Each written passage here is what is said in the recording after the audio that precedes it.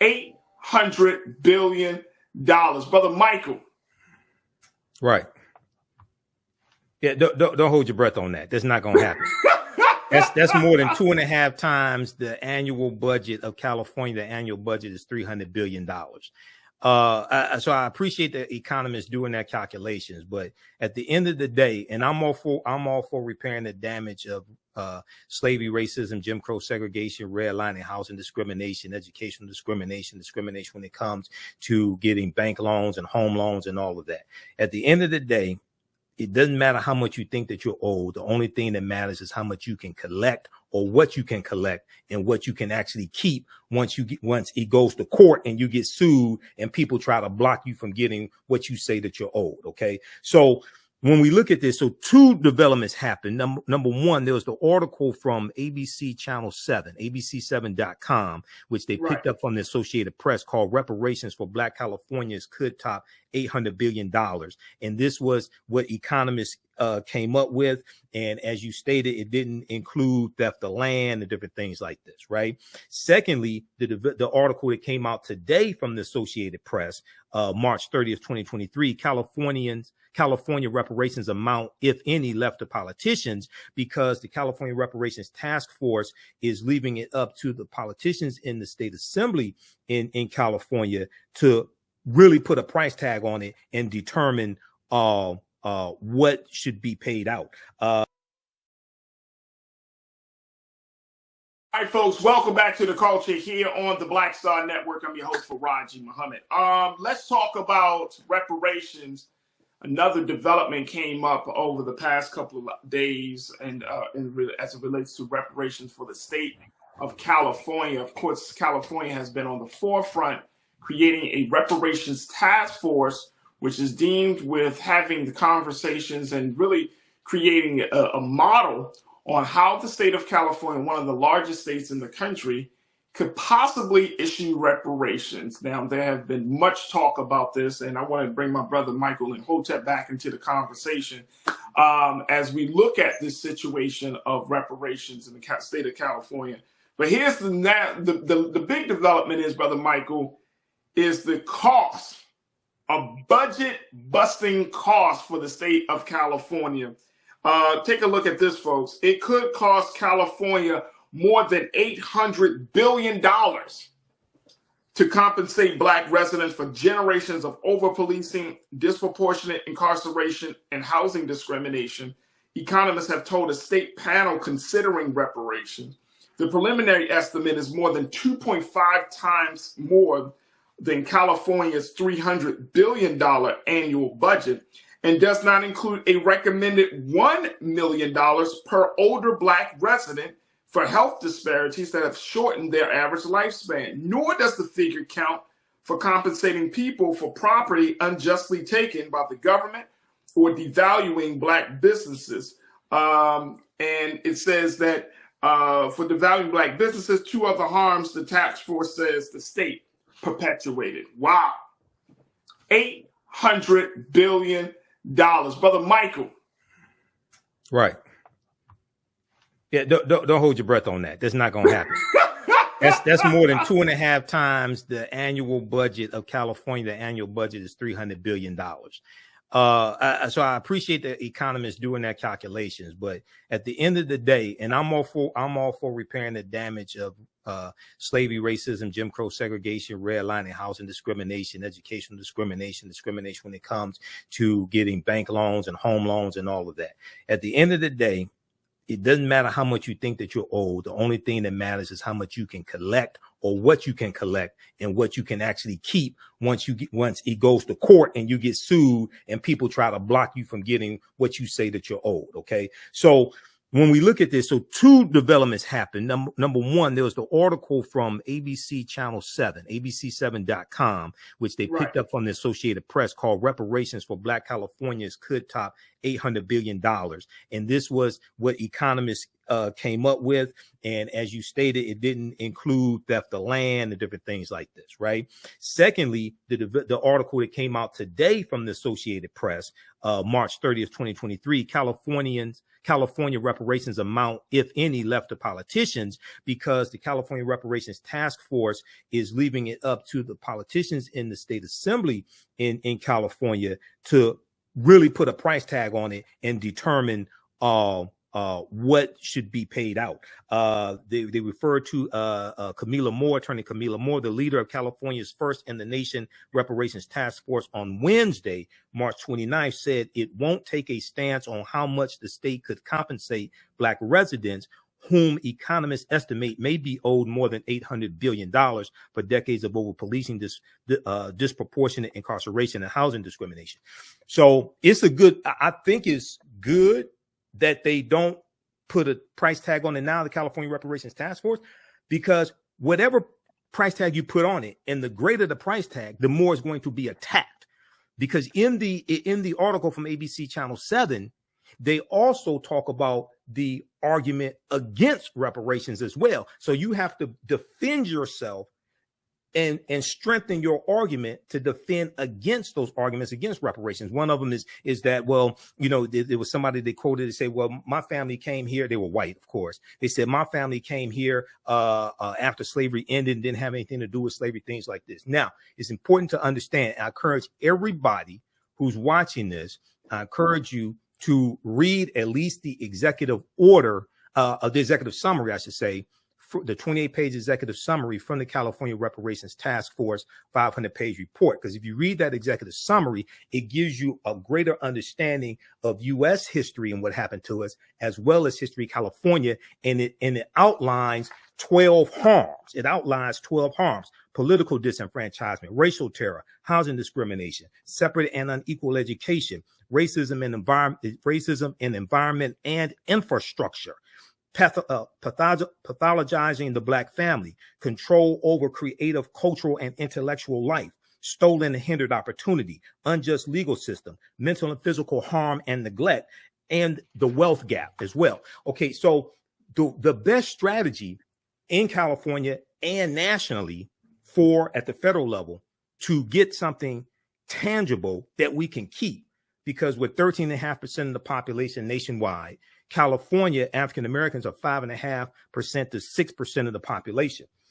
Shift the focus away from talking about slavery, because California really does not have a history of slavery. They've identified about 1,500 African Americans that were in a semi-slavery status of 1850 and afterward, when California came into the Union as a free state. Shift the focus to present day structural inequities. Deal with the laws and policies that were put in place to bring about those structural inequities. And then you can trace that back into history and show how it's related to slavery. But one of the most important things we have to understand is take the title reparations off of it. The reason why is when you talk about reparations and you put that title on what it is that you want, you automatically bring up a whole lot of resistance to it from the larger community before you even get to talk about what it is that you want. Okay, so take the title off of it. Market it differently.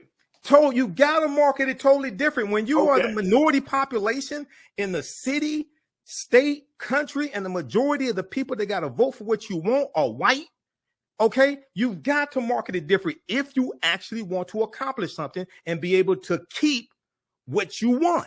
Okay, all right, so let me ask just real quick. Focus on the policies that you want and push the policies that you want. One, right. Two, show how those policies will not just help you, but how repairing that damage will also help the larger community, the country, etc. You have to market this differently.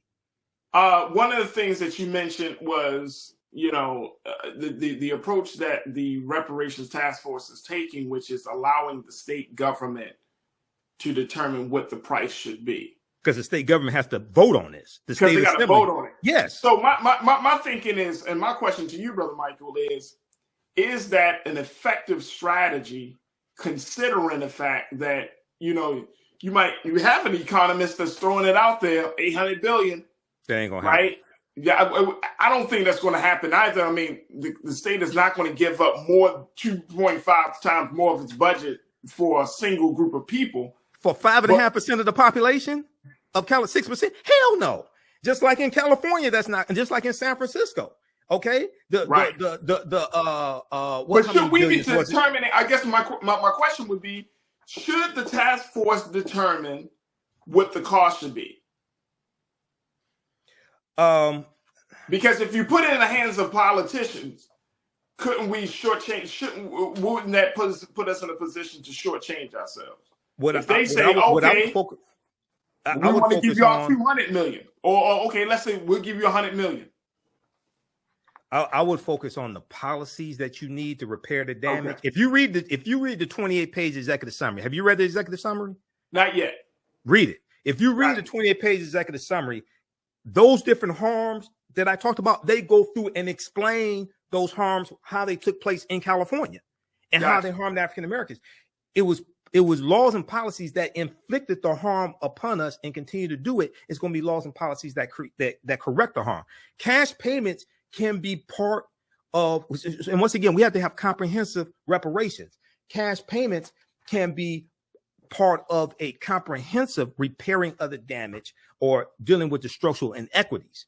But when you start coming out with these amounts that are greater, 2.5 times greater than your annual budget, or 7 times greater than your annual budget, like in San Francisco, that's not going to happen. And what happens is that the opposition attacks those huge numbers without giving any other details. Right. They just attack those huge numbers.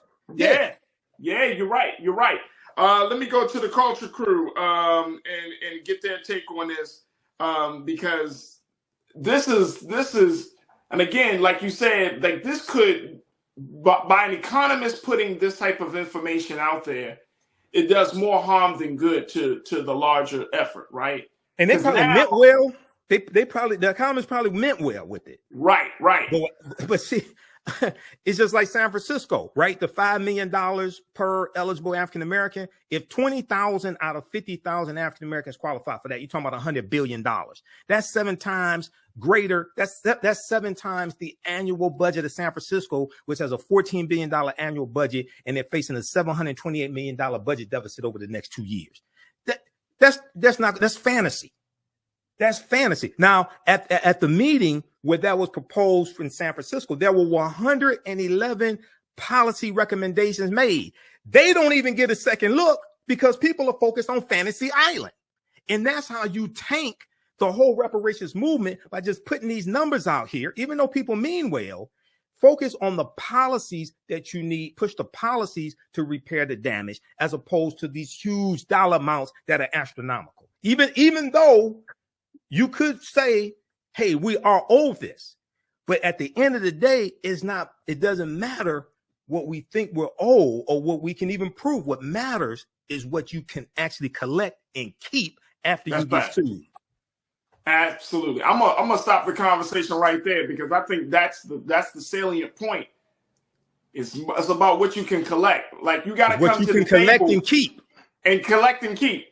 And you got to come to the table with something reasonable. Otherwise, they might throw the whole thing out the window.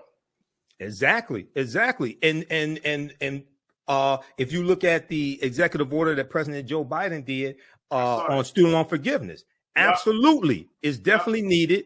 What he did is reasonable, but it's being tied up in court because you have Republicans suing. Hopefully, the 6-3 conservative Supreme Court will rule in his favor, which is our favor as well, because it greatly benefits African Americans. But it's based upon what you can actually keep. That's what we have to understand. Yeah, absolutely. Brother Michael, it's always a pleasure to talk to you, brother. Real quick, talk to us about the work you're doing. TheAfricanHistoryNetwork.com. I teach online history classes on Saturdays and Sundays. Saturday, 2 p.m. Eastern Standard Time. Next class, April 1st. Ancient Kemet, the Moors, and the Maafa. Understanding the Transatlantic Slave Trade, where they didn't teach you in school. And you can register for the full course. Full course is on sale, only $80. You can register per class if you want to, which is only $10. And then on Sundays, 2 p.m. to 4 p.m., I teach Black resistance movements from the Haitian Revolution, U.S. Civil War, Civil Rights Movement, the Black Power Movement, 18 1800 to 1968. Okay, we go through and look at history chronologically to understand what happened to us after slavery ended, what led up to the Civil War taking place, what were the laws and policies to put us in the predicament we are in today, to understand where we need to go from here. Your understanding of politics is directly related to your understanding of history. Visit our website, theafricanhistorynetwork.com, theafricanhistorynetwork.com. You can watch the classes live or on demand, and the content is PG-13, so you can use this with your children and your family as well. theafricanhistorynetwork.com. There it is, Brother Michael Imhotep. You can find him weekly here on The Culture, as well as Roland Martin Unfiltered. We always appreciate our brother checking in. Thank you, Brother Michael. Thanks, Raji. All right, yes, peace. Sir. Peace. Visit our website, theafricanhistorynetwork.com, theafricanhistorynetwork.com. So we deal with thousands of years of history and what leads up to the transatlantic slave trade taking place. Okay, so I do a PowerPoint presentation. We have book references, articles, video clips. Classes on sale, $80, regularly $130. We do the sessions live. All the sessions are archived and recorded. The next classes are Saturday, April 1st, Saturday, April 8th, Saturday, April 15th, and Saturday, April 22nd. Do the classes normally 2 p.m. to 4 p.m. Eastern Standard Time. You can register for one class session for $10 also. Now, even after the courses are over with, after 12 weeks is over with, you still have full access. You can go back and watch the classes anytime, so it does not expire. All right. So this is Ancient Kemet, the Moors, and the Maafa. Understand the transatlantic slave trade, what they didn't teach you in school. And today's class we'll continue our discussion dealing with Egypt on the Potomac and how the layout of Washington, D.C. is a copy of the layout of Ancient Kemet, Ancient Egypt. We'll also talk about Hannibal Barca and the Punic Wars and fighting against Rome. And we'll talk about the Battle of Cannae, 216 BC. On Sundays, I teach Black resistance movements from the Haitian Revolution, U.S. Civil War, Civil Rights Movement, the Black Power Movement, 1800 to 1968. So we're doing that Sunday, April 2nd, Sunday, April 9th, April 16th, April 23rd, okay, 2 p.m. to 4 p.m. Eastern Standard Time. So register for that class as well. And we have a bundle pack of online courses. You can register for both classes for only $120. That's a $300 value. You also get 5 of my lectures free will be in the video library. And you can watch those because those lectures you can watch at our online school. All right. So visit our website, theafricanhistorynetwork.com, to register for the classes. I just posted the link here on the thread of the broadcast, and you can join us for today's class also once you register. All right.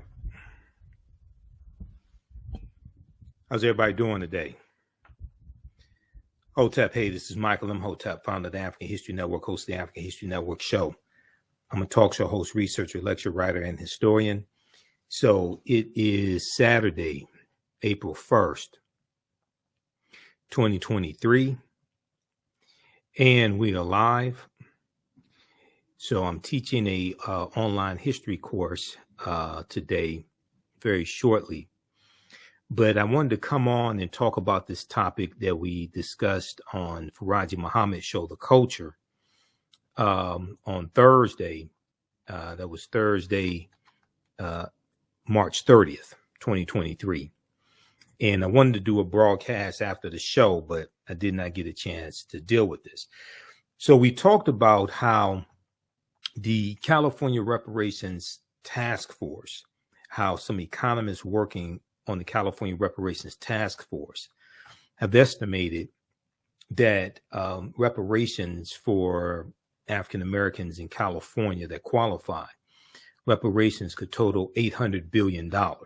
Okay, this is 2.5 times, over 2.5 times the annual budget of California, which is $300 billion a year. So I want to look at a couple articles that we talked about, specifically the one from the Associated Press from Thursday, March 30th, that breaks this down so we can get a better understanding of this and stop dealing with a lot of fantasy also. Okay, we're also going to briefly look at the executive summary of the 28-page, the executive summary of the 500-page study that the Reparations Task Force released June 1st, 2022. And I encourage everybody to go read that study. At least read the 28-page executive summary, because if you do, then you understand a lot of this stuff floating around about reparations is just totally false. And it comes from a lack of understanding of history and law. So if we look at this article from March 29th, this was Thursday. Let me see. This was this article from the Associated Press. California reparations amount, if any, left to politicians. This is from Wednesday, March 29th, 2023. And in the article, it says that the leader of California's first in the nation reparations task force on Wednesday, March 29th, on Wednesday said, hold on, let me back up here just a second. I can't increase the size of it. Okay, on Wednesday, said that it won't take a stance on how the state should compensate black residents who economists estimate may be owed more than $800 billion for decades of over-policing, disproportionate incarceration, and housing discrimination. The $800 billion is more than 2.5 times California's $300 billion annual budget. And it does not include a recommended $1 million per older Black resident for health disparities that have shortened their average lifespan, okay, that have shortened their average lifespan. Nor does the figure count compensating people for property unjustly taken by the California state government, or devaluing Black businesses, which are two other harms the California Reparations Task Force says the state perpetuated. Okay, so the $800 billion is a combination of looking at some various harms. We'll look at that. Okay, now the $800 billion, even though it may be justified, that's not going to happen. That's totally unrealistic. That's more than 2.5 times California's annual budget of $300 billion a year. That's not going to happen. Okay, so don't wait for anything like that to take place. It's also important to understand that California does not have a history of slavery like other states have. California comes into the Union in 1850 as a free state, okay? And if we look here at the executive summary, this is the executive summary from the, let's look at this here. This is the executive summary. So 28-page executive summary, everybody should read. And this is from the interim report, okay, 2022. And I'll give you the link for it also. It talks about in here how California comes into the Union in 1850 as a free state. Now, they identified about 1,500 African Americans who were in a semi-slavery state, okay? But California didn't have that type of history of slavery, okay, like Alabama or Georgia or Texas or Mississippi, nothing like that. California does have a rampant history of voter suppression, housing segregation, redlining, theft of land, segregation when it comes to schools, discrimination when it comes to getting bank loans, all different types of things like this. And the report lays out 12 harms as well. And you need laws and policies to correct those harms. Okay, so we'll come back to this. This was page, what page was that of the executive summary? Page 7 of the executive summary. And the executive summary alone is an excellent history lesson.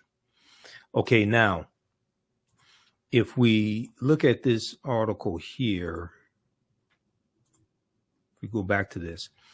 So Thomas Kramer, who was a public policy professor at the University of Connecticut, told the California Reparations Task Force panel on Wednesday, March 29th, he said all forms of discrimination should be considered in reparations.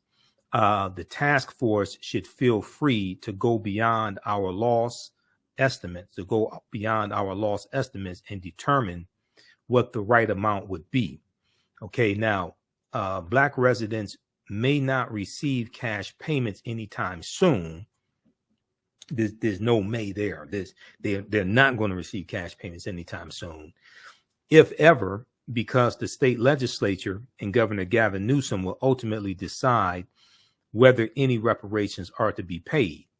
The task force faces a July 1st, 2023 deadline to recommend the forms of compensation to be awarded and who should receive it, along with other remedies to repair the harm,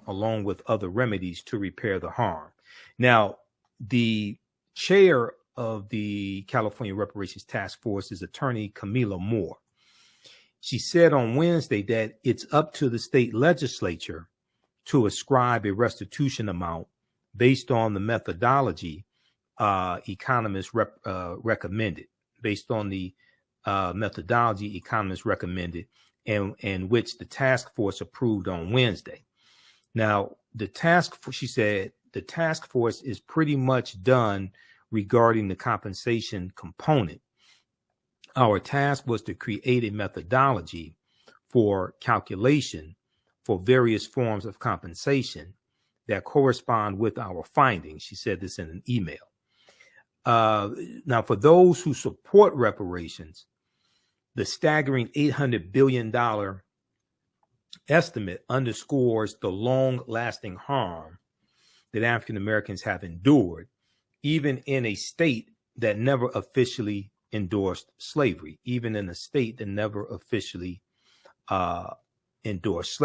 Also, right around 1849, when Peter Burnett was governor of California, he was the first governor of California. He came from Oregon because he was the governor of Oregon also.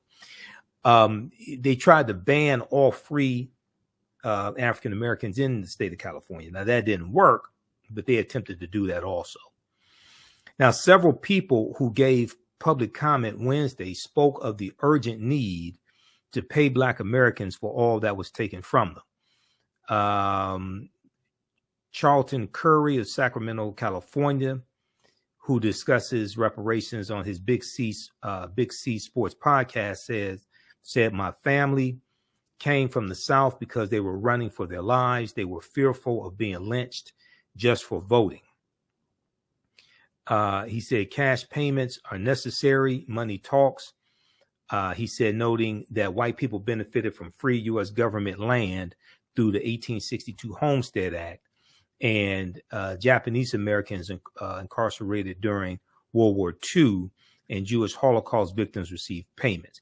We talked about Japanese Americans. That was approximately 82,250 of them that got a one-time payment of $20,000 that did not go to descendants of Japanese Americans. That only went to those who were still alive, who had been put into the internment camps between basically 1941 and 1945, or who had to flee or something like that. So it only went to a fraction of the Japanese Americans in this country. Jewish Holocaust victims are receiving reparations, or what they're receiving is a pension, but that's coming from the German government. That's not coming from the U.S. government. The Homestead Act of 1862 gave away land. It was 160 acres of land, but you had to maintain that land for 5 years and you had to pay the taxes on that land, and you had to make the structural improvements on that land. After 5 years, you can keep the land. So it wasn't totally free land.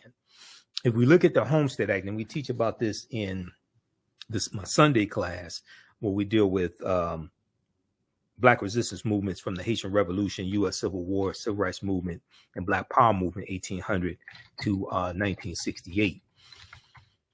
And you can register for my online classes at our website, theafricanhistorynetwork.com, theafricanhistorynetwork.com. On Saturdays, I teach ancient Kemet, the Moors, and the Maafa, understanding the transatlantic slave trade, what they didn't teach you in school. So we have another session of that class that I'm teaching today as soon as I finish with this broadcast. So we'll start about 2:30 p.m. Eastern Standard Time. So we'll give you information about that also. But this is on the Homestead Act. This is very important for us to deal with facts and evidence and know what it is that we're talking about, because there's so much misinformation floating out there and people don't document what they're talking about. So this comes from history.com, the official website of the History Channel. Homestead Act, the 1862 Homestead Act accelerated settlement of U.S. Western Territory by allowing any American, including freed slaves, to put in a claim for up to 160 free acres of federal land. Okay, now the most former slaves are going to be shut out of this, even though you're going to have a few that get it, but most of us were shut out of this. Now, the Homestead Act signed by President Abraham Lincoln granted Americans 160-acre plots of public land for the price of a small filing fee. For the price of a small filing fee, the Civil War era act, considered one of the United States' most important pieces of legislation, led to westward expansion and allowed citizens of all walks of life, including the formerly enslaved, women, and immigrants, to become landowners. Okay, that's in theory. What was the Homestead Act? In a July 4th, 1861 speech, President Abraham Lincoln told the nation the purpose of America's government was to evaluate the condition of men, to lift artificial burdens from all shoulders, and to give everyone an unfettered start and a fair chance in the race of life, end quote. Now, he followed through with the passage of the Homestead Act, which remained active for 124 years until it was repealed in 1976 and resulted in 10% of U.S. land, or 270 million acres, to be claimed and settled. So they gave away land for over 100 years with the Homestead Act. The incentive to move, okay, let me scroll down. I'll go past this. But to achieve this, thousands of Native Americans were forced from their lands and onto Indian reservations to make way for homesteaders. Okay, now, requirements for the Homestead Act. To make a claim, homesteaders paid a filing fee of $18, a $10 fee to make a temporary claim on the land, $2 for commission to the land agent, and an additional $6 final payment to receive an official patent on the land. Land titles could also be purchased from the government for $1.25 per acre following 6 months of proven residency. Additional requirements included 5 years of continuous residence on the land, building a home on the land, farming the land, and making improvements. So these were requirements to be able to take advantage of the Homestead Act and keep the land. It wasn't just free land given. People say that when you go read the details, you see that wasn't just free land given. Now, homesteaders who had to be the head of a household or 21 years of age had to certify that they had never borne arms against the United States. So that means they were not part of the Confederacy that took up arms against the Union. Also needed 2 neighbors or friends to attest to the government that they had fulfilled the requirements. Union soldiers could shave off time served in the U.S. Civil War from the 5-year residency requirement. Okay. So read the rest of this here, but it's important when people say, oh, they just gave away free land. No, that's not exactly what happened there. There were requirements, and you had to build a house on that land. You had to pay the registration fee. You had to make improvements on that land. Also, you had to farm on that land. Now, it was a huge deal. It was a good deal. And we largely got discriminated from being able to take advantage of that land after we were the ones who grew the crops, tilled the land, things like this for 246 years. But I want to make it clear that wasn't just free land given away as oftentimes it is described. Okay, now, if we go back to this article here from the Associated Press,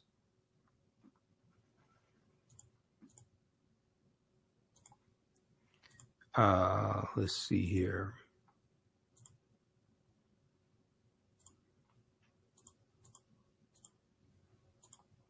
Let me grab the article again.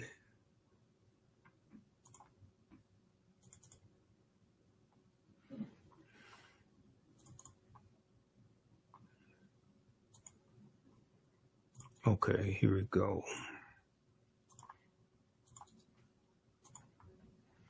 All right.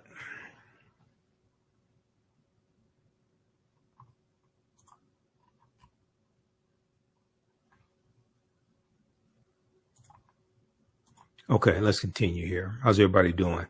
Also, you can register for the online history classes that I teach on Saturdays and Sundays.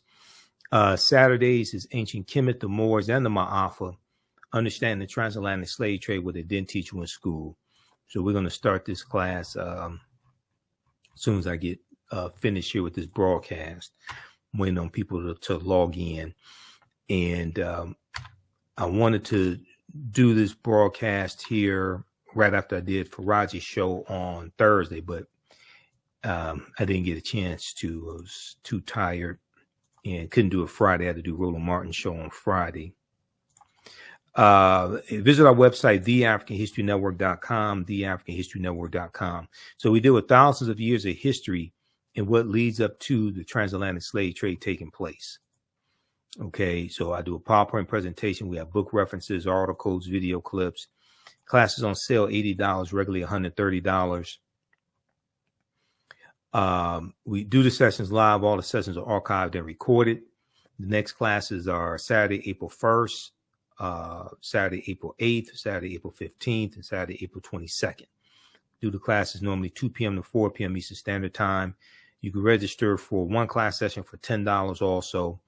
Now, even after the courses are over with, after the 12 weeks is over with, you still have full access. You can go back and watch the classes anytime, so it does not expire. All right. So this is Ancient Kemet, the Moors, and the Maafa, understand the transatlantic slave trade, what they didn't teach you in school. And today's class we'll continue our discussion dealing with Egypt on the Potomac and how the layout of Washington, D.C. is a copy of the layout of Ancient Kemet, Ancient Egypt. We'll also talk about Hannibal Barca and the Punic Wars and fighting against Rome. And we'll talk about the Battle of Cannae, 216 BC. On Sundays, I teach Black resistance movements from the Haitian Revolution, U.S. Civil War, Civil Rights Movement, the Black Power Movement, 1800 to 1968. So we're doing that Sunday, April 2nd, Sunday, April 9th, April 16th, April 23rd, okay, 2 p.m. to 4 p.m. Eastern Standard Time. So register for that class as well. And we have a bundle pack of online courses. You can register for both classes for only $120. That's a $300 value. You also get 5 of my lectures free that will be in the video library. And you can watch those because those lectures you can watch at our online school. All right. So visit our website, theafricanhistorynetwork.com, to register for the classes. I just posted the link here on the thread of the broadcast, and you can join us for today's class also once you register. Okay. Let me go back to this article here. And unfortunately, most of the stuff floating around about reparations is just blatantly false, not just California, but just in general. And too many of our people don't understand history. This is why it's important to read the study from the California Reparations Task Force. Because if you actually read that study, especially if you only read like the 28-page executive summary, you realize how much of this history you don't understand. Okay. Because they go through, lay it out, and they lay out 12 harms as well that are the result of laws and policies. And these are harms that you have to pass laws and policies to correct. Okay, now,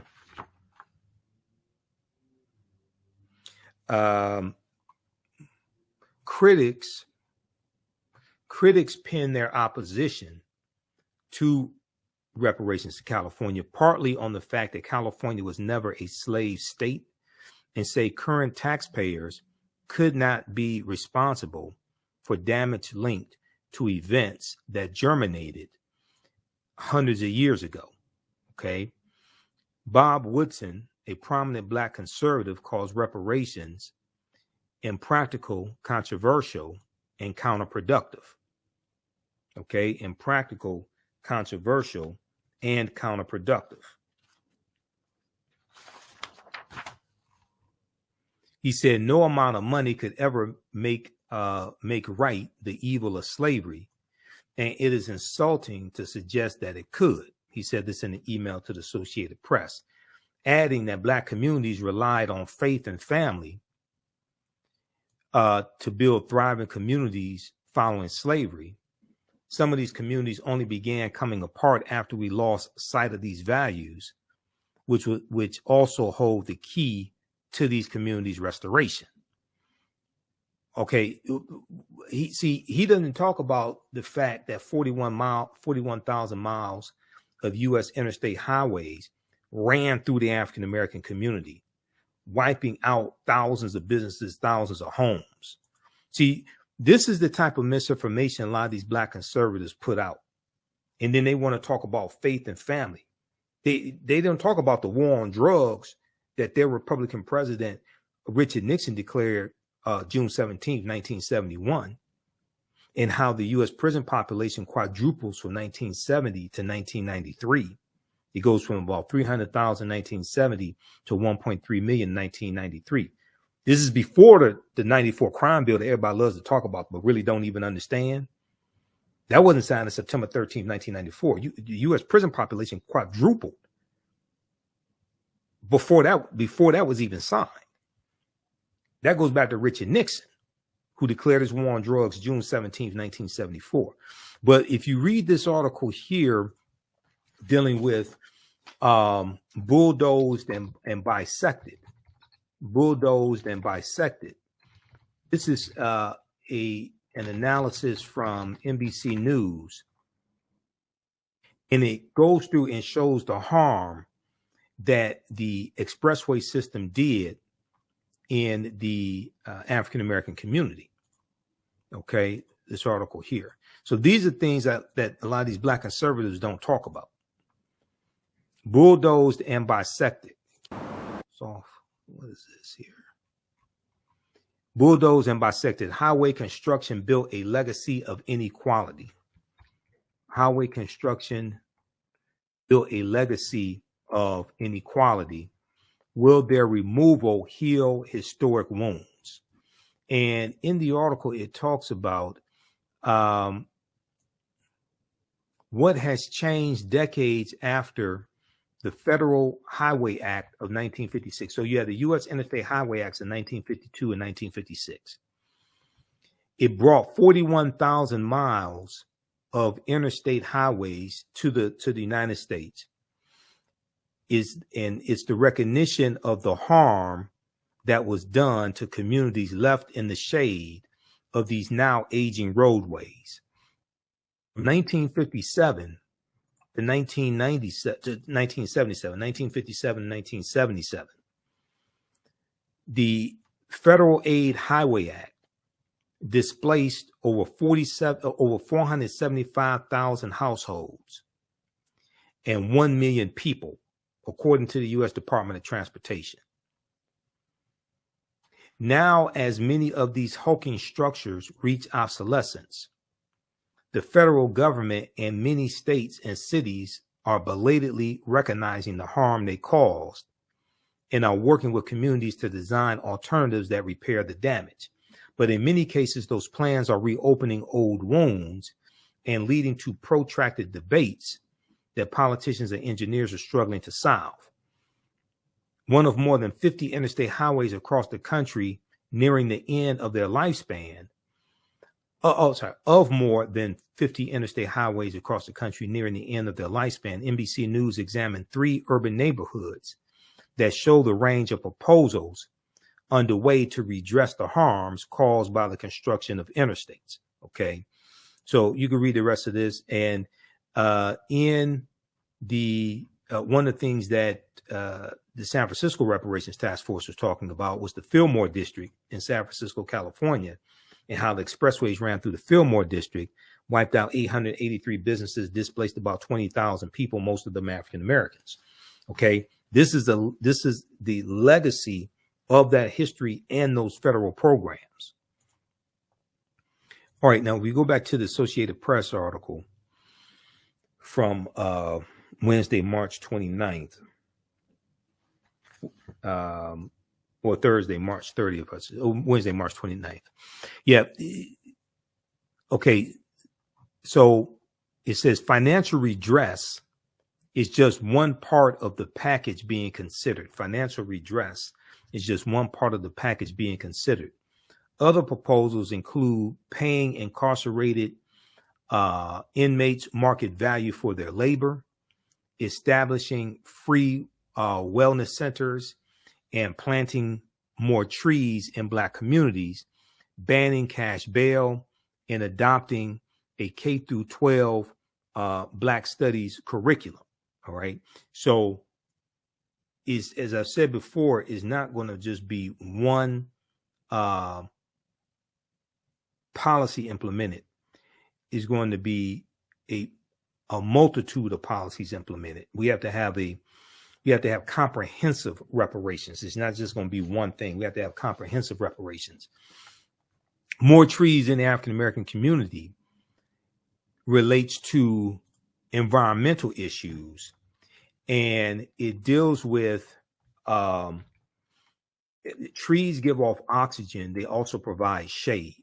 Okay. This deals with how suburban communities are more likely to have more trees. They have cleaner air, generally speaking. When you have more shade, it lowers the temperatures, like even on hot days. It lowers the temperatures in the neighborhood, which reduces your energy costs overall, generally speaking. So you don't have to use as much energy to keep your homes cool, etc.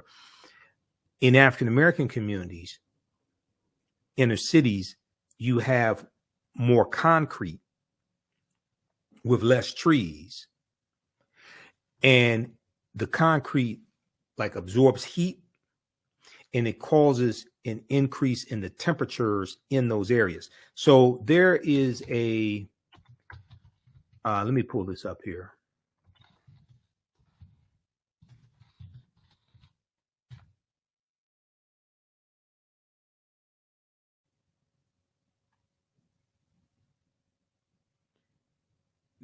There's some articles I've seen on this.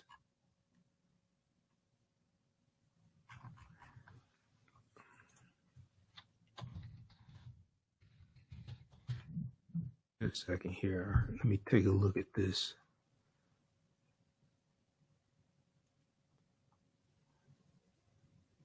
Okay, so for instance, if we look at this article from NPR, National Public Radio, from January 14th, 2020. This is why it's important. You have to understand history to understand the laws and policies put in place that inflicted the harm, to know what has to be repaired, to understand the damage that has to be repaired. All right, so for instance, let's look at this. Racist housing practices from the 1930s linked to hotter neighborhoods today. Racist housing practices from the 1930s linked to hotter neighborhoods today. January 14, 2020, NPR.org, National Public Radio, by Meg Anderson. In cities around the country, if you want to understand the history of a neighborhood, you might want to do the same thing you do to measure human health. Check its temperature. That's what a group of researchers did. And they found that neighborhoods with higher temperatures were often the same ones subjected to discriminatory race-based housing practices nearly a century ago.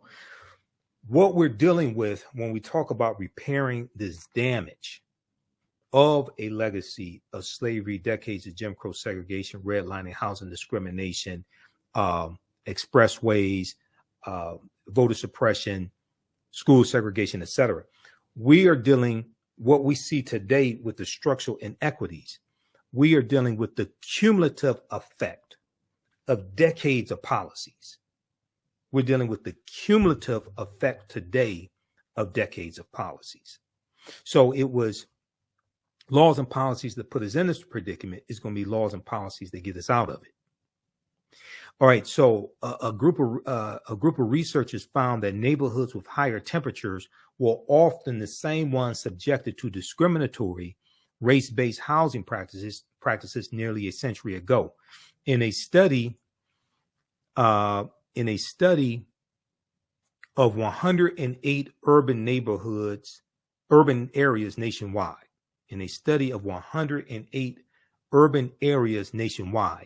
the formerly redlined neighborhoods of nearly every city studied were hotter than the non-redlined neighborhoods, some by nearly 13 degrees. In formerly redlined areas, Americans live with hotter temperatures. Okay, now in the 1930s, the federal government rated neighborhoods in urban areas to help mortgage lenders assess risk. Low ratings were determined largely by race and ethnicity. New research in 108 cities shows that today those redline neighborhoods are hotter than other neighborhoods in the same city, with the most drastic difference found in Portland, Oregon. What's interesting about Portland, Oregon, and we talked about this in one of my classes last weekend, is that the state of Oregon banned all free African Americans. Oregon has a deep, deep racist history, which is why Oregon has a very small African American population. Oregon at one point banned all free African Americans. Okay. Then you also have the 1844 Black exclusion laws in Florida, in Oregon as well.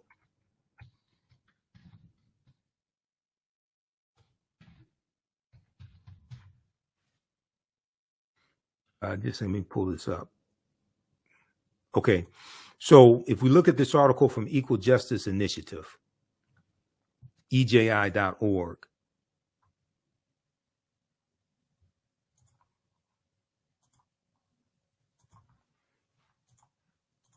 June 26, 1844, Oregon Territory bans free Black people.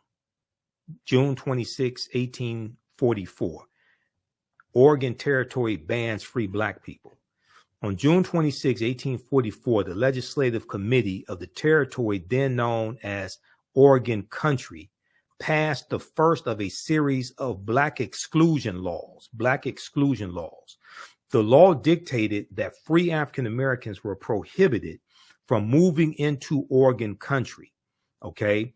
And those who violated the ban could be whipped, quote, not less than 20, no more than 39 stripes, end quote. Now, so this becomes known as the Peter Burnett Lash Law.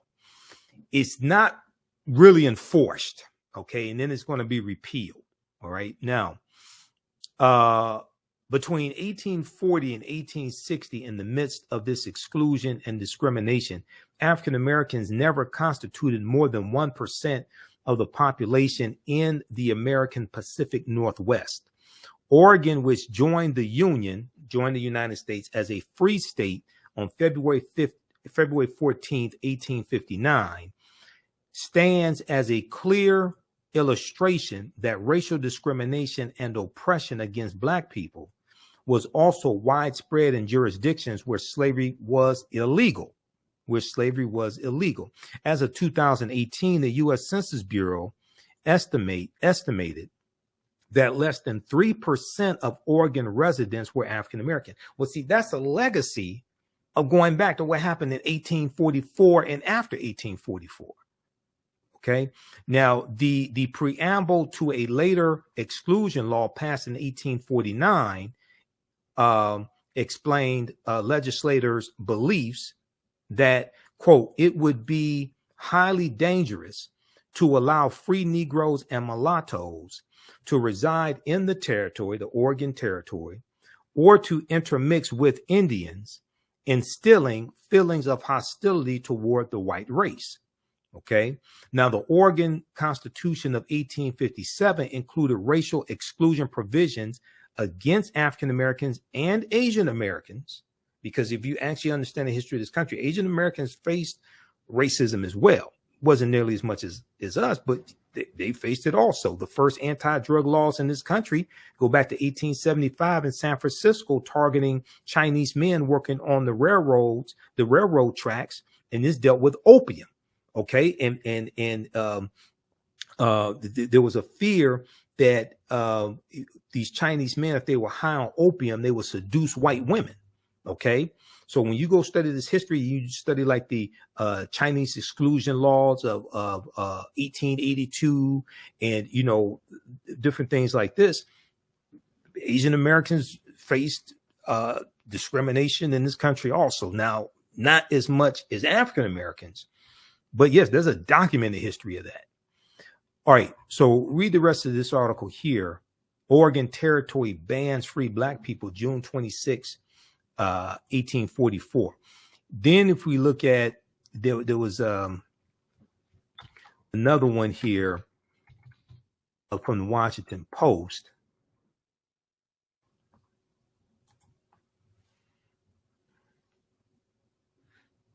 There was one, let's see. This one here from the Washington Post. It's called When Portland Banned Blacks, Oregon's Shameful History as an All-White State. This is why it's important to understand history, because laws and policies and history are intersected and interrelated.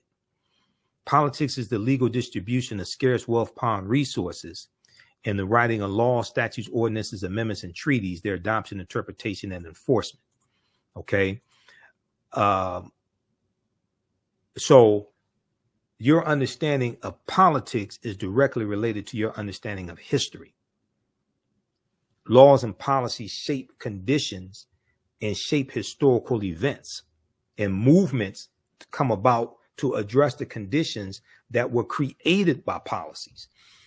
June 7th, 2017, when Portland banned blacks, Oregon's Shameful History as an All-White State by Deneen L. Brown for the Washington Post.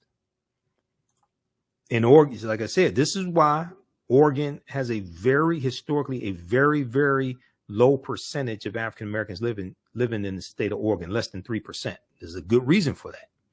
In 1844, all Black people were ordered to get out of Oregon country, the expansive territory under American rule that stretched from the Pacific coast to the Rocky Mountains. Those who refused could be severely whipped.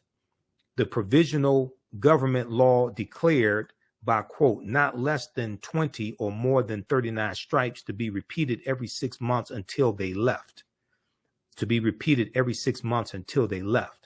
Now, Oregon country's provisional government, which was led by Peter Burnett, a former slaveholder who came west from Missouri by wagon train, passed the law in 1844, 15 years before Oregon became a state. The law allowed slaveholders to keep their slaves for a maximum of 3 years. After the grace period, all Black people, those considered free or enslaved, were required to leave Oregon country. Black women were given 3 years to get out. Black men were required to leave in 2. Now, once again, Peter Burnett, he's going to go on to become the first governor of California, okay, in about 1849. and he's governor when California comes into the Union as a free state in 1850. This is why you got to understand history. If you're going to talk about, jump out here, talk about reparations, you need to understand the history of these laws and policies that were put in place that created the harm that you're asking for the repairing of the damage of. Now, the law became known as the Peter Burnett Lash Law, L-A-S-H. Peter Burnett, who also opposed Chinese migration to Oregon country, would later become the first American governor of California. Now, the Lash Law, Peter Burnett Lash Law, was quickly amended and then repealed. No black people were ever lashed under the law. Read the rest of this article here. But this gives you some insight into the results of laws and policies and how they have a lasting impact when it comes to racism and discrimination and current day structural inequities. This is why we have to deal with repairing the damage of the cumulative effect of these policies. Just talking about slavery, that means you don't even understand what happened. Okay, now, if we go back to this piece here from the Associated Press. Okay. Oh, we were looking at, we were looking at the article from National Public Radio. This is dealing with the result of decades of redlining and why why in urban areas, because of racist housing practices from the 1930s, why it's linked to hotter neighborhoods today, higher temperatures in our neighborhoods today, and less trees also. Okay.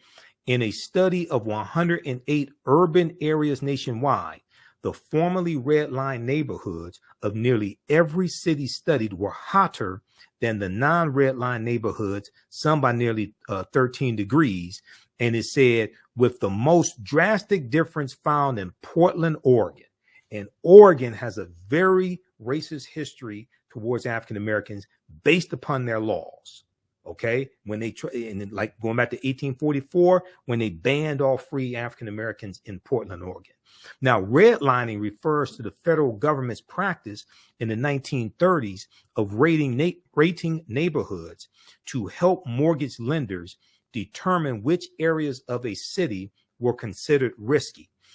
The Federal Homeowners Loan Corporation, which was created right around 1933, the Homeowners Loan Corporation, the HOLC, made maps and shaded neighborhoods red. They made maps and shaded neighborhoods red that it deemed hazardous. That risk level was largely based on the number of African Americans and immigrants living in those neighborhoods. The practice, along with the other segregationist housing policies of the time, had lasting effects from concentrating poverty to stifling home ownership rates.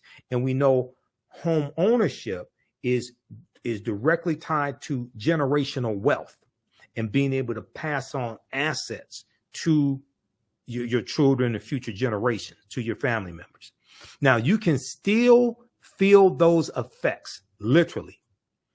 Nearly 90 years after those maps were created, redline neighborhoods are hotter than the highest rated neighborhoods by an average of almost 5 degrees. Nearly 90 years after those redlining maps were created, redline neighborhoods are hotter than the highest rated neighborhoods by an average of almost 5 degrees, according to the research from Portland State University, the Science Museum of Virginia, and Virginia Commonwealth University. Okay. Now, Vivek Chandas, a professor of urban studies and planning at Portland State University, who co-authored the study, said it's like stepping into a parking lot from a park. You would feel that relatively quickly. It was very surprising when we saw that it was a pattern that we were seeing consistently across the country. It was very surprising when we saw that it was a pattern that we were seeing consistently across the country, end quote.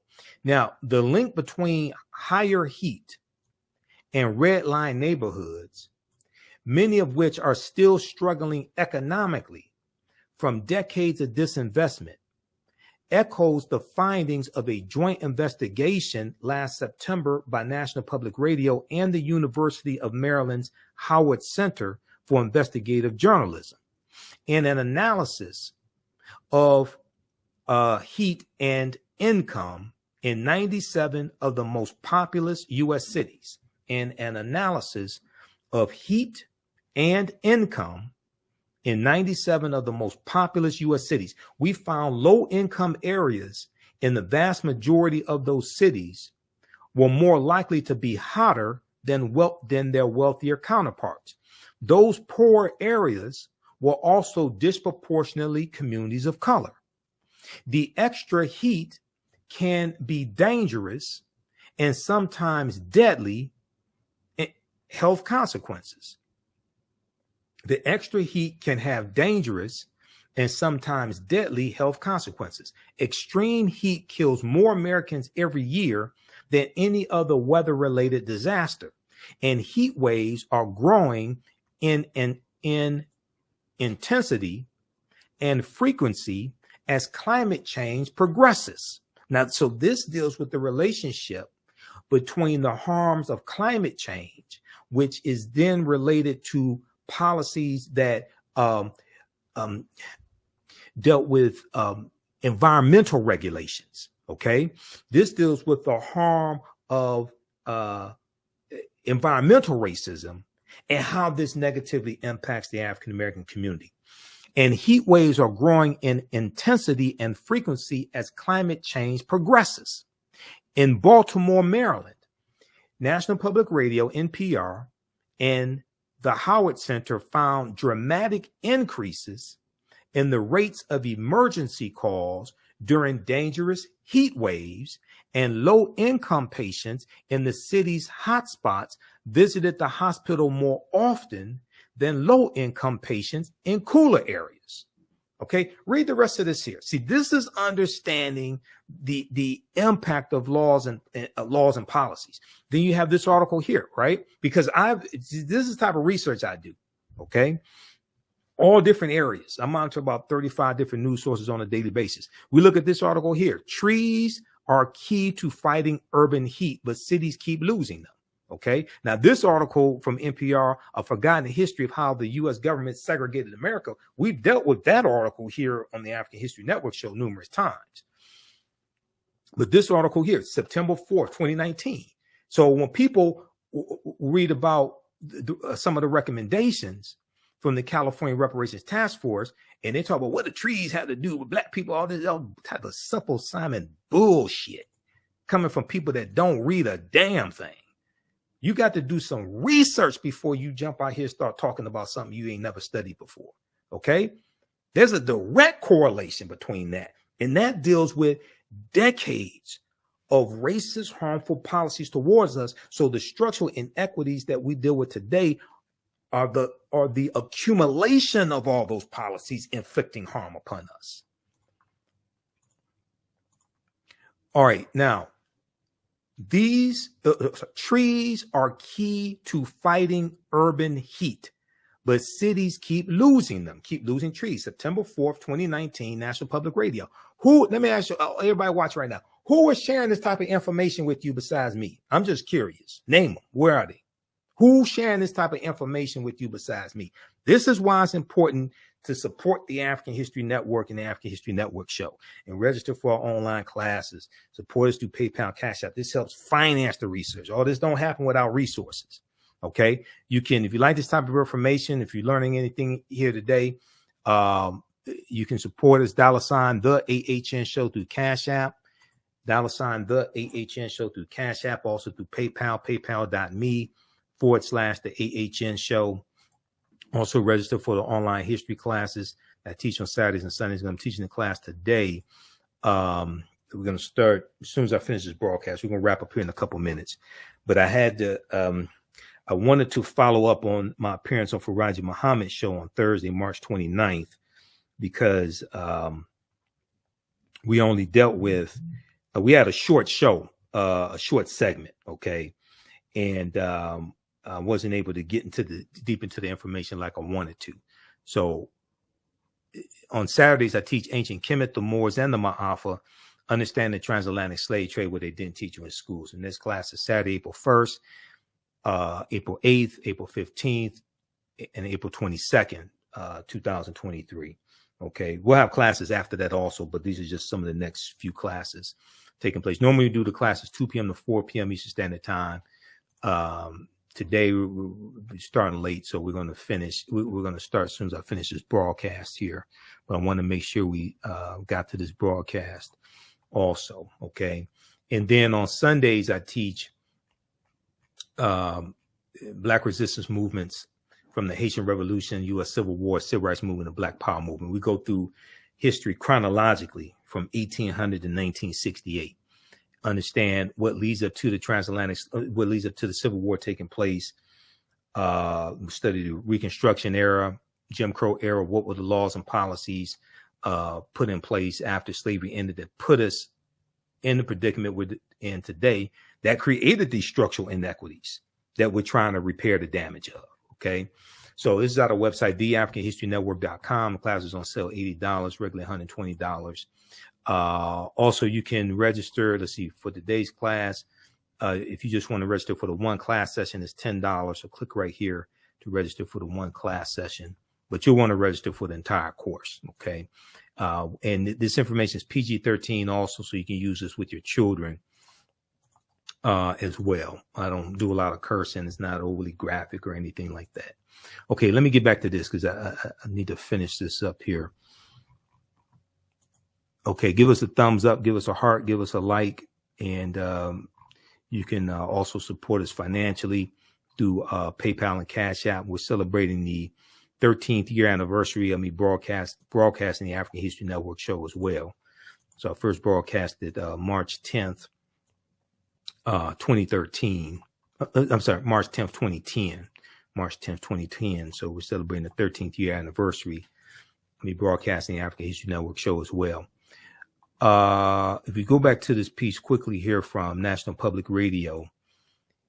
Okay, this deals with trees are key to fighting urban heat, but cities keep losing them. And let's see, let's skip down the tree cover. Trees can play a huge role in the health of people living in cities, but across the country, cities are losing millions of trees year after year. And many poor urban neighborhoods, often home to a city's most vulnerable, are starting at a disadvantage. Jad Daly, president and CEO of the nonprofit organization American Forests, said if we show you a map of tree canopy in virtually any city in America, we're also showing you a map of income. And in many cases, we're showing you a map of race and ethnicity, end quote. Now, the lack of tree cover can make a neighborhood hotter, and a joint investigation by NPR and the University of Maryland's Howard Center for Investigative Journalism found just that. Low-income areas in dozens of major U.S. cities are more likely to be hotter than wealthier counterparts, and those areas are disproportionately communities of color. Okay. Daly went on to say, if you live in an area in cities that is seeing more extreme heat days, but you don't have tree cover to cool down your neighborhood, that can literally be a life or death issue. That can literally be a life or death issue. Quote, the folks who are least likely to have air conditioning to weather heat days, to make it through heat waves, to weather heat waves. The folks who are most likely to have pre-existing health conditions that put them at a greater risk from those heat waves are not getting the benefits of trees, end quote. Now, a study by the Georgia Institute of Technology found Louisville to be getting hotter faster than any of the other 50 largest U.S. metropolitan areas compared with the rural areas around them. One reason cities tend to be hotter is because of fewer trees. Louisville is losing 54,000 trees each year from development, natural disaster, disease, invasive species, and lack of tree care. Okay, Louisville, Kentucky is losing 54,000 trees each year from development, natural disaster, disease, invasive species, and lack of tree care. And Louisville is not alone. From 2009 to 2014, 44 states lost tree cover in urban areas. That's around 28.5 million trees lost every year, according to the U.S. Forest Service. Okay, read the rest of this article here. Okay, so this deals with environmental racism and environmental changes also. All right, let's continue. So if we go back to this one here. Okay, financial redress this is back to the Associated Press article. California reparations amount, if any, left to politicians. Okay.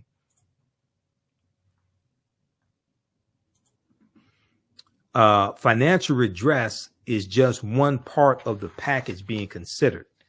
Other proposals include paying incarcerated inmates market value for their labor, establishing free wellness centers, and planting more trees in Black communities, banning cash bail, and adopting a K-12 Black studies curriculum, which is extremely important because most of our people don't understand history. Most Americans don't understand history, but especially most African Americans, unfortunately, don't understand history. Now, reparations talks are stalled at the federal level, but the idea flourished in California as well, as U.S. cities and counties following the death of George Floyd at the hands of Minneapolis police. Governor Gavin Newsom signed the legislation in 2020, creating the Reparations Task Force. Okay, now, let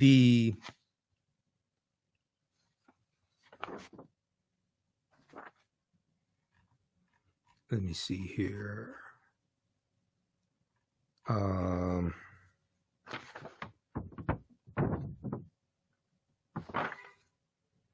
Where is this? Ooh, did they cut out something in this article? Hold on. Got that. Oh, let's go scroll down past it. Okay. The $800 billion estimate in California includes a $246 billion to compensate eligible Black Californians whose neighborhoods were subjected to aggressive policing and prosecution in the war on drugs from 1970 to the year 2020, from 1970 to 2020. That would translate to nearly $125,000 each for every person who qualifies, the consultants wrote. Okay. The $800 billion estimate in California includes $246 billion to compensate eligible Black Californians whose neighborhoods were subjected to aggressive policing and prosecution in the war on drugs from 1970 to 2020. Now, the numbers are an approximation based on modeling and population estimates. Now, the economists also included $569 billion to make up for the discriminatory practice of redlining in housing loans. That would amount to about $223,000 per eligible resident from 1933 to 1977. The $569 billion is considered a maximum, and it assumes that all 2.5 million Californians who identify as Black would be eligible.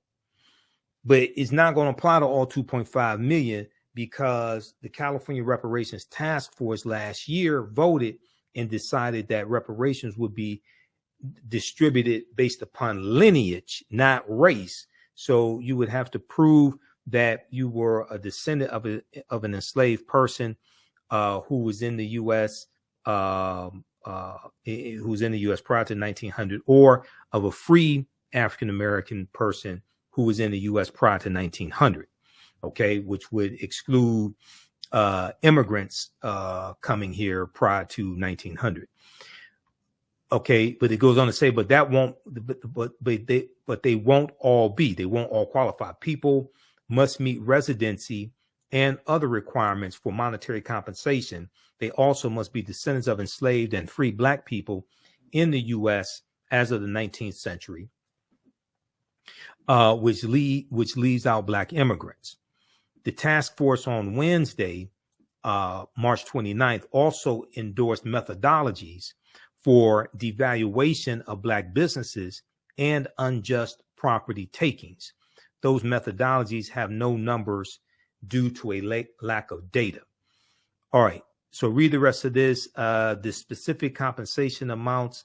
Okay, so they have to deliver their last report by July 1st, 2023, which lays out the recommendations. That's going to come from the California Reparations Task Force. Now, the reason why they had to do it based upon lineage is because in California, race-based policies are illegal at the state level. There's a state law in California that bans race-based policies, just like at the federal level, race-based policies are illegal.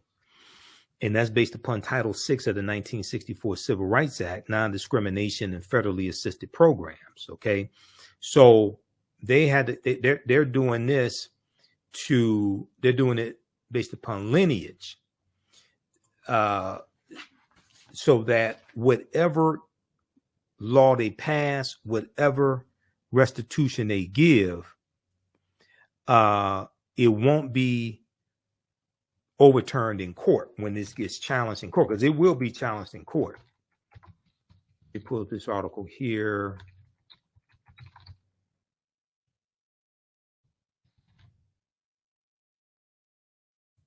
See, California Reparations Task Force calls for comprehensive reparations. This is June 1st, 2022. And there was also another one.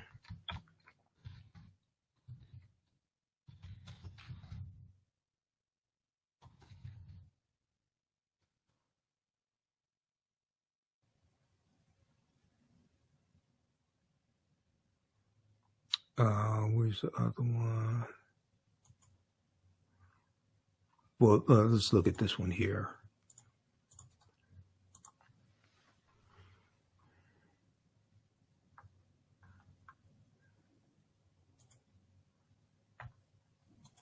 You can look at this article here.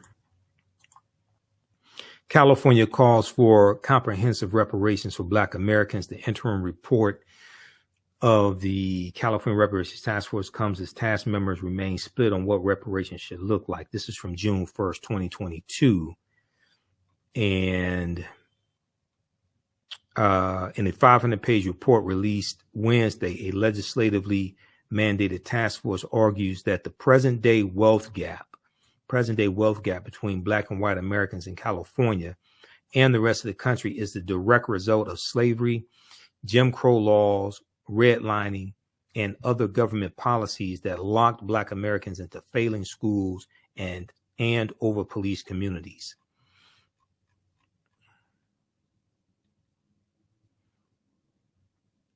Okay, the task force called its interim report the most extensive document on government discrimination against the Black community since the landmark 1968 Kerner Commission report. It called for the creation of a government office to address past harms and potential future harms and help eligible Black Californians through a reparations program, but it does not put a price tag on its recommendations. This was June of 2022. Okay, that is expected to be detailed later in a second report.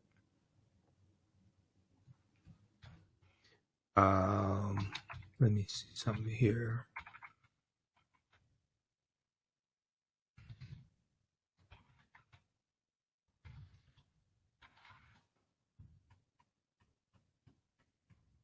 Okay, read the rest of this because I'm running out of time.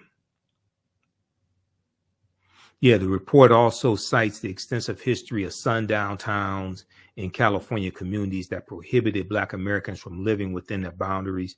Well, you can, not long could you not live in a sundown town? You can be there after dark. Okay, you may work there in the daytime, but when it starts getting dark, it's time for you to go. Otherwise, you could be stopped, arrested, beaten, or killed. The report says many suburban communities outside of Los Angeles and San Francisco and most Orange County cities were once, quote unquote, sundown towns.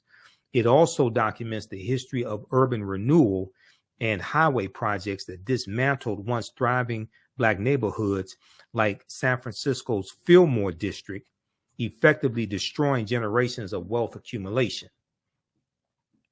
So that Black conservative that's against reparations, he doesn't talk about the harm that the expressway system did all across the country to the African American community. They usually won't talk about things like that. All right. Now, if we just look here at the California reparations, if we look at the executive summary here, it's a 28-page executive summary.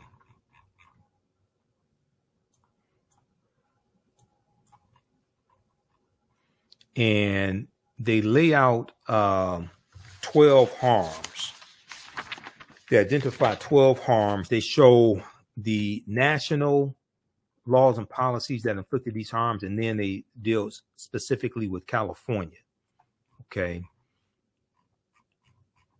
And let's look at this here.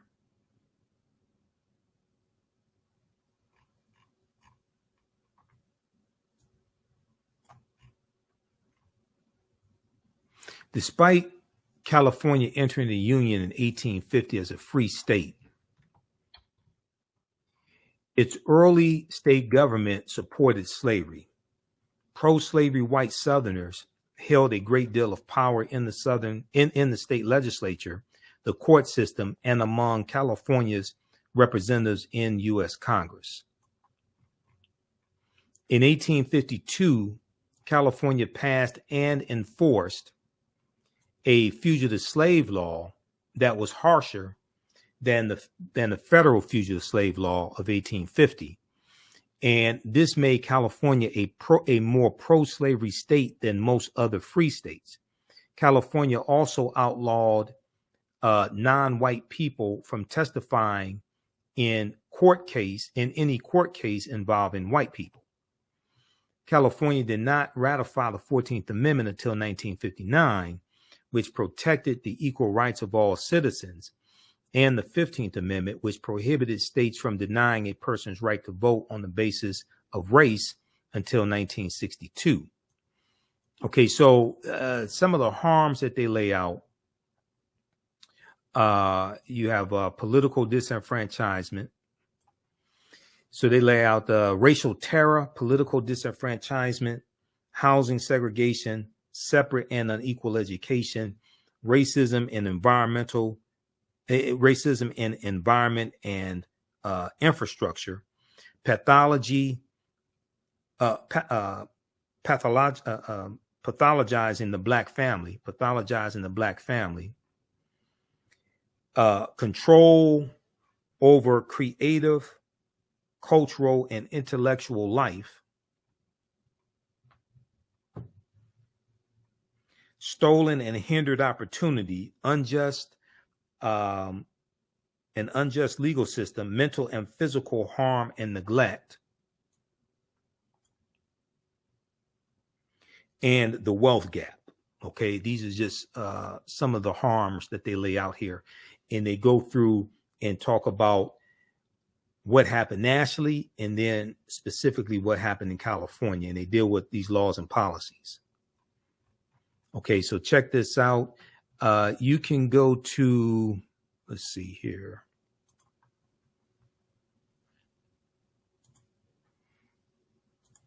If you go to, this is the office of the Attorney General, Rob Bonta of California. You go to this website here, which is oag.ca.gov, Office of Attorney General, oag.ca.gov. So Rob Bonta, Attorney General, reparations reports. Okay, this is task force to study and develop reparation proposals. Let's see, let's click right here. But if you go look at this here, reparations reports, you scroll down, it lists the full interim report, which is 500 pages, the executive summary, key findings, and preliminary recommendations. So you can go read this. So we should be forming study groups in our communities to organize our people to really study reparations, study history and law. And this will help us push for this at local levels, but also at the federal level, because I know HR 40 wants a study on reparations. You can use this 500-page study as the foundation. And as I said to on Faraji Muhammad's show, we really should take the term reparations off of what it is that we're fighting for and focus on present-day structural inequities, identify present-day structural inequities, deal with the laws and policies put in place that created these structural inequities, trace those laws and policies back in history. You can trace that back to Jim Crow era Reconstruction, trace that back to slavery, and deal with putting in place laws and policies that correct the structural inequities that are the result of laws and policies. You have to shift the focus away from just talking about slavery. The reason why is because when you just keep talking about slavery, what that does is that makes you a very easy target for opposition. 1, 2, chattel slavery ended about 158 years ago. All the last of the former slaves died in the 1950s. And you bring up greater opposition when you just keep talking about slavery. Deal with present day structural inequities, the laws and policies put in place that created them. And then you also have to market and explain how correcting those structural inequities benefit not just African Americans, but America in general. Because most of the people that got to vote on these policies, generally speaking, are white. Most of the people are from the majority population. White people make up 57% of the U.S. population. Okay, so the whole way a lot of this is marketed and the benefits of this are not marketed correctly. You can't just talk about how this is going to help African Americans when, one, most of the people who have to vote on these policies are white. 1, 2, they have to go justify this to their constituents back home. 2, 3, it's not just African American dollars, taxpayer dollars, that are going to pay for these policies. It's largely going to be taxpayer dollars coming from non-white people, from non-African American people that pay for these policies. So you got to understand how to market this. Lastly, if we look at this article here that I reference a lot, because this is a good example of what I'm talking about. This is from CBS News, okay? And stand by, let's see.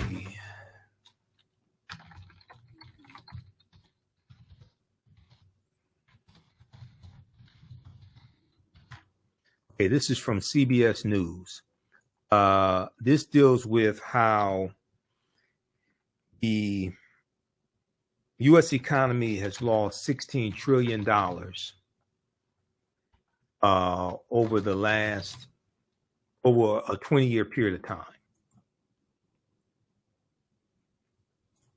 And it's due to racism. Okay, so this is why we have to do the research and understand what it is that we're talking about. Okay, the root concept of reparations deals with the repair, the damage of something. You have to analyze the history of what happened and the damage that was done to understand the laws and policies that had to be put in place to repair the damage. Okay, just cutting a check does not address correcting those laws and policies. Those laws and policies will still be in place, inflicting harm after you spend the money. Okay, racism has cost the U.S. $16 trillion Citigroup fines, September 23rd, 2020. Okay, from CBSnews.com. And let me close out all these damn ads keep popping up. America could have been $16 trillion richer if not for inequities in education, housing, wages, and business investment between Black and white Americans over the past 20 years, new research concludes. The study released this week by Citigroup is the latest in a body of research that attempts to quantify the economic impact of systemic racism. These are things that we have to talk about, quantifying the economic impact of systemic racism and showing that evidence. Citigroup arrived at a $16 trillion figure after estimating that, one, Black workers have lost $113 billion in potential wages over the past 2 decades because they could not get a college degree. Okay, so that reduces the spending potential of African Americans, whether it's buying homes, buying cars, things like this, that helps the GDP grow, helps the gross domestic product of the U.S. grow. The housing market lost $218 billion in sales because Black applicants could not get home loans, About $13 trillion in business revenue never flowed into the economy because Black entrepreneurs could not access bank loans. What's more, the U.S. could have $5 trillion in gross domestic product over the next 5 years if those gaps and others were closed today, the study indicated.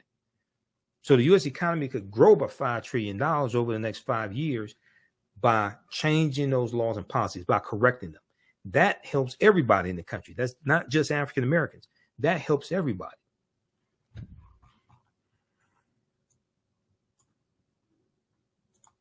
All right, so check out this article. Racism has cost the U.S. 16 trillion Citigroup fines. All right. Okay, if you'd like this type of information, you can support the African History Network, $ the AHN show through Cash App, $ the AHN show through Cash App, also through PayPal, paypal.me/the AHN show. And you can register for the online classes that I teach, because we're teaching them Saturday, April 1st. I'm going to teach it now, about to jump out of here. And I teach this online class Saturday, April 1st, April 8th, April 8th, 15th, and 22nd.